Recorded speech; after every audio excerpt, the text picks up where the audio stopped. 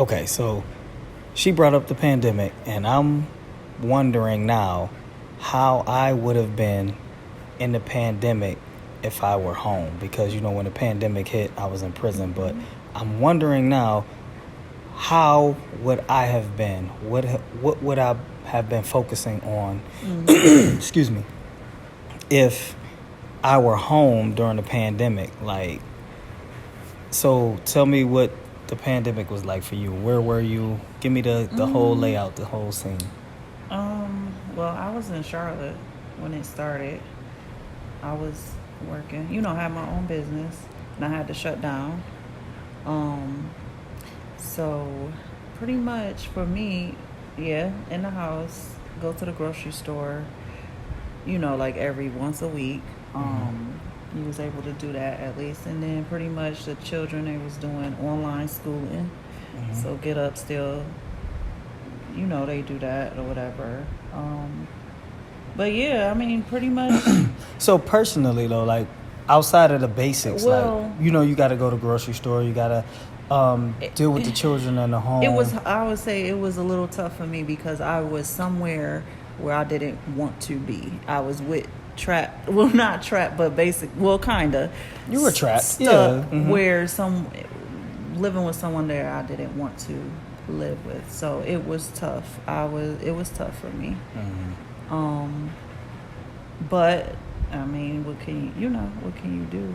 So what did you do to pass the time? Like what during that time I was doing a lot. I was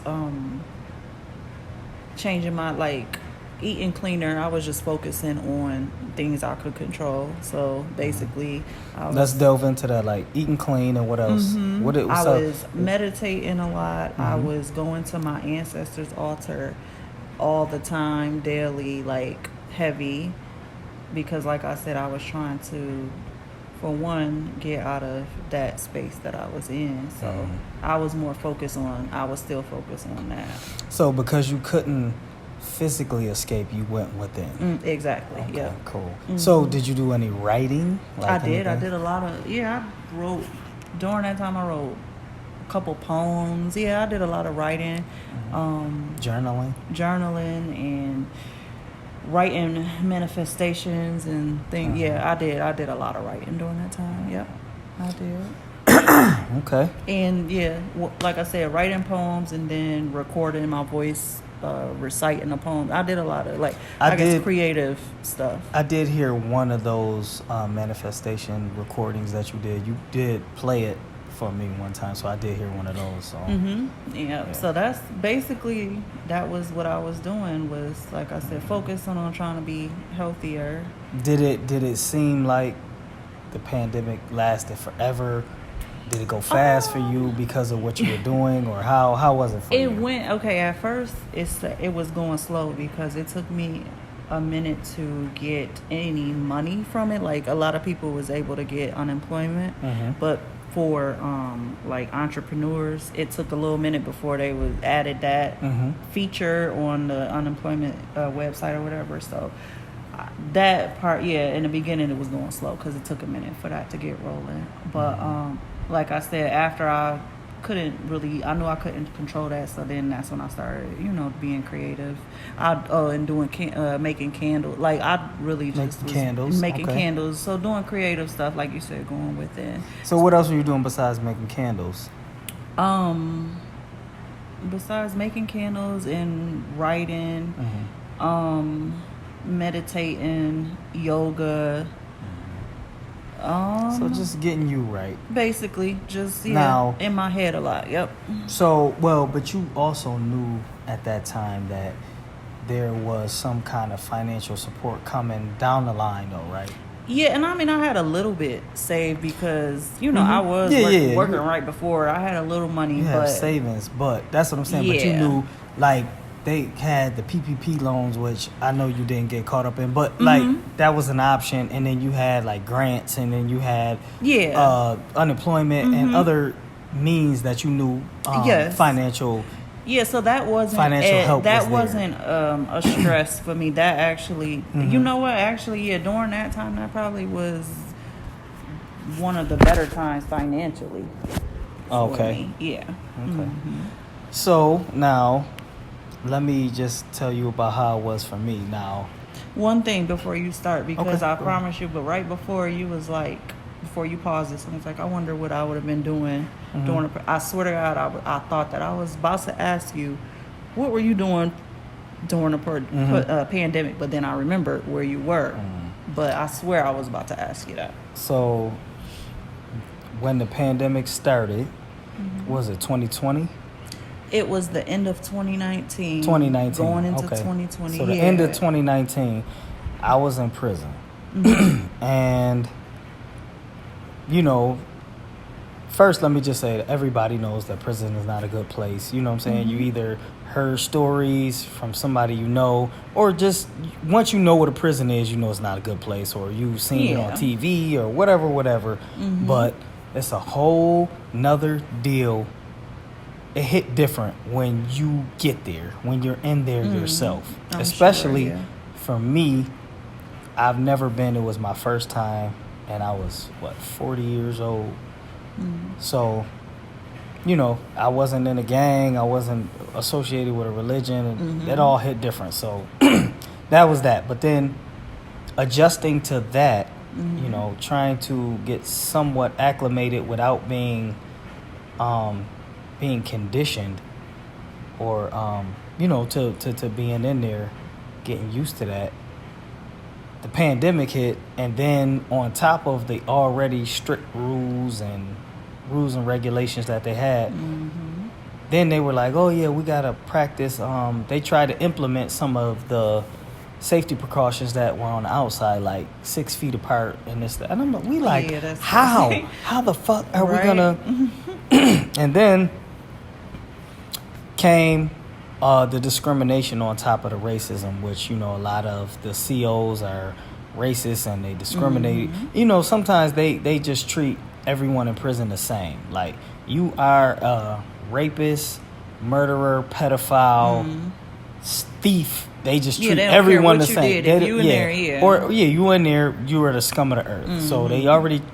So that's the basis of it. But then when the pandemic hit, so now you're a pedophile, rapist, thief, scumbag with the virus. Exactly, right? That you spreading around. Right. That you spreading around. So you are the lowest of the low in their eyes. Yeah. But we had to speak up for ourselves and let them know, like, this is a city in itself. Like, we don't leave, we don't go anywhere, we only interact with each other. So if the virus gets in here, it came from one of you, because you go here, then you go home. And then you interact with your friends and family, or even just your family, which they go out and, you know, whatever. They have freedom to move about the cabin freely, you know, which we don't have. So we had to let them know, like, if it gets in here, if anyone gets it in here, it's because of you. It's not because of us. Yeah, you get what I'm saying? Yeah. Right. So that was the first thing we had to establish, you know. So for me, the pandemic, and then there were times where they did put you on lockdown a little bit, so you couldn't really leave your cell or your dorm as much. You had to wear a mask all the time. Then it was a point where they did COVID testing in the whole prison. So the whole day you had to be stay in your cell or your dorm, and they would call you down, you know, by dorm or cell block or however the prison went, and your whole squadron will have to go down, and they touch your brain with that Q-tip through your nose and all that. Wear the mask and then go back. I mean, it was crazy. Like, so when it hit though, I felt torn. Like, I felt 50-50 for the people on the outside. Like, yes, I know it was a change for everyone on the outside, and I did feel some sympathy.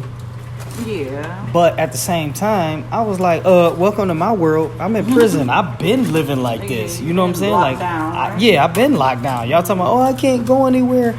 And like I said, I do understand the fact that it's a change and that you're used to having your freedom and going and coming as you please and so on and so forth. But, you know, I was like, welcome to my world. This is in prison. This is every day for me. Yeah. So, but then on the other hand, you know, it's like I said, I was torn. Like on one hand, I was like, yeah, well, this is every day for me. So what? I can't feel sorry for you because now they're implementing new rules and regulations and new policies and things on top of already terrible, deplorable conditions for me. But, on the other hand, I felt bad because, like, I get it. Yeah, 'cause that's something we wasn't used to. Right. Yeah. So you basically went to prison for nothing. You know what I'm saying? And so that's, for me, it was a lot of reflection already, going on before that, but especially during that time. Yeah. It was a lot of introspection, you know what I'm saying? Like looking at self and figuring out who I am, why I am the way I am. Excuse me. Figuring out, looking at, in retrospect, looking at situations that already happened and what did I do wrong? What could I have done different? And what really happened? Did people's real intentions? Because they say hindsight is 20/20. So looking back and seeing like, okay, I didn't see it in the moment because, whatever reason I'm living in the world, you got so many distractions. Excuse me. Or, you might have been drunk or just not paying attention. I'm focused on this and work and blah, blah, blah, blah. But there I had minimal distractions. Like there's distractions though, because you have to constantly watch your back and, worry about your surroundings and all of that. But I had more alone time. Yeah. And you're never alone in prison, but you're alone. You could be in a room full of people but be alone. Oh yeah. You get what I'm saying? You don't have privacy in prison, but you could be alone. Oh yeah. There's a big difference between privacy and alone. I didn't have any privacy, but I was alone. And that was most things that are good for you, like medicine and whoopings, and punishments and things of that nature, don't feel good, but the end result is they're good for you because there's lesson in the pain. Like there's a lesson in the struggle. You know what I'm saying? So at the end of the day, I was elevated enough in my consciousness to know that this is a test and you can beat it, and take this time to reflect on the past, see who's who in your life, figure out who you are at this point, and then also plan for the future and know who you are from this point forward and what you're going to do when you get out. And that's why why we are where we are today. You know what I'm saying? Because I had this mapped out, even though life don't care about your plans. They say if you want to make God laugh, tell him your plans. Right. So it did take a little longer than I anticipated, but not in my time, God's time. You feel me? Absolutely, but the pandemic for me was, like I said, just introspection and working on myself and cutting people out of my life that didn't need to be there, realizing that I am a fucking superhero and I am much stronger than even I anticipated. And I thought about my whole life in prison, and I thought about the times where, I got shot at, I sold drugs, I did this. But, I also was raised in church with a good family and all of that. And like how that poured into who I am, and then the people that were around me that, even though I didn't agree with who they were or what they did to me, I didn't like it, but it also adds to my character and who I am, makes me stronger. And I'm blessed enough to have the vision to see what's going on and to mold myself into a better person because of it, and not hold malice in my heart. You feel me? So the pandemic, like I said, it kind of affected me, but not as much as the people on the outside. But it's still, like I said, it was it was needed because we all had to. You had to. Some people I feel like squandered it and got fat and grew out a bunch of hair and all of that. Me, me, I'm working out. I'm working out heavy. Yeah, I was even when healthy. I was one of my healthiest. My diet, like I did what I could do under the conditions, but Yeah, well, yeah. yeah, you know what I'm saying. I didn't eat pork, or I didn't, I did the best I could do under the conditions. Yeah. But the physical part of it, I'm working the fuck out. You know what I'm Yeah. saying? Like I'm doing pull-ups, push-ups, squats, dips, whatever I could do. I'm going. And even when I couldn't go to the yard, like, I'm trying to tell you, the most creative people are in prison. I'm sure. Because They you are. have, like, what else do you have to do but think and Figure out ways reflect and be to make innovative. your life Yeah. comfortable and, get around. Gotta get creative. Right, you got to get around the things that the parameters and the things that are set up to make your life miserable. Yeah, while the pandemic might have been, not so good for others, I wouldn't say it was just horrible, because for one, I'm a homebody, so that part didn't bother me. Like, oh, we gotta stay in house. Okay, whatever. That's not that big of a deal to me. But it definitely was a challenge, just because I told you I was in a place physically where I didn't want to be, and had to share a space with someone that I didn't want to. So that in itself was a challenge. But I think you learned from it, and it made you a stronger person. I did, yeah. And like I said, I had to, all these things to grow. Yeah, all these things add to who you are in the future, which I can honestly say helped us be the people that we like. You know what I'm saying? Those things, those character notches, leveled me up to be the man that you love, and your character notches leveled you up to be the woman that I love, so we can be in this space now. And I also think it makes us super resilient.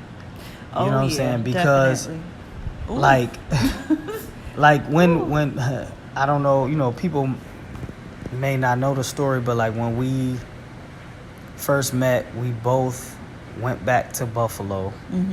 You came from North Carolina and I came from prison back to Buffalo, and neither of us wanted to go back to Buffalo, New York. So hard not to have we to hated back. it. Yeah, and or then go back, yeah. Then like we had our struggles because we both were starting over. You going through your situation with the divorce and leaving, and me fresh out of prison, and people turning their backs on me, like I wasn't able to go to my home and all of that, going to the halfway house. So we both started all over and just building from ground zero.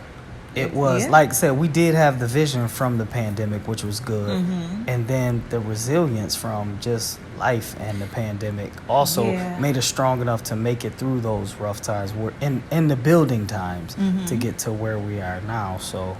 No, and then absolutely. and then even to know that this is not the cap, we're not done yet. We're gonna go higher than this.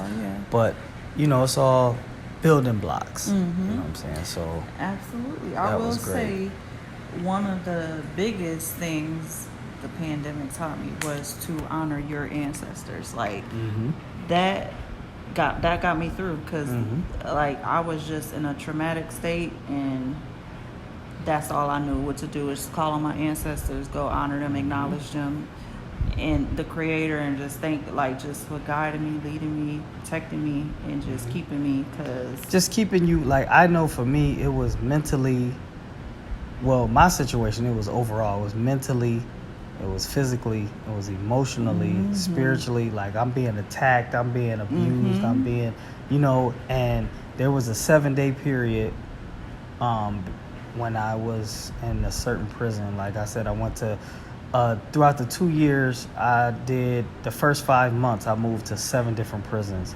And within the first 5 months of the 2 years, and one prison I was in 7 whole days without, I was in a regular cell like you see on TV, the small cells with the bars. I didn't know anyone. I didn't have any books. I didn't have anything. I had no, they didn't let me out for rec, for phone call, shower, shave, nothing I can't at imagine. all. And that was the time where I really almost lost it. You know what I'm saying? I almost almost lost it. But like I said, that when I thought about that, after I came through that, and I thought about that, plus, like I said, you have so much time in prison to think. I thought about my whole entire life. Oh, yeah. And I thought about all of the bad things that happened to me, and I was like, well, if I haven't been stopped yet, then I can't be stopped. Right. Yeah. And I don't think I'm invincible or, impervious to pain or anything like that. But I know that God has a real plan for me. And like you said, you have to acknowledge your ancestors, your spirit guides, the universe, and the God forces. So I do recognize that. I do recognize that. And that's what kept me, too. So, and then not only the ancestors, but today, this is a great segue into something I was thinking about earlier that I didn't even tell you. I was thinking about my great grandkids. You know what I'm saying? That I don't even have grandchildren, but I was thinking, about, and normally when I think about my grandchildren, my children or grandchildren, it stops there. But I thought about my great grandchildren, and normally it's thinking about financially, which is important. Yes. But I realized a long time ago that knowledge is the best family heirloom that you can pass down.